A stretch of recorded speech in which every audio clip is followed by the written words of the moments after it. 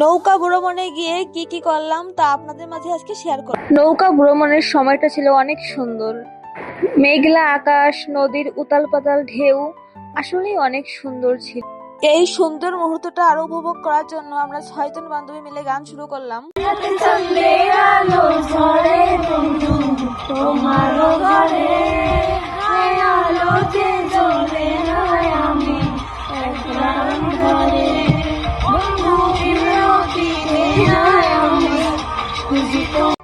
শহরের কোলাহলযুক্ত পরিবেশ থেকে আমরা দূরে চলে গেলাম এবং সেখানে গিয়ে অনেক আনন্দ করলাম। আসলেই বন্ধুর সাথে থাকলে যে কোনো জিনিসকেই অনেক আনন্দময় করে তোলা যায় এবং সময়টা খুব ভালোভাবে উপভোগ করা যায়।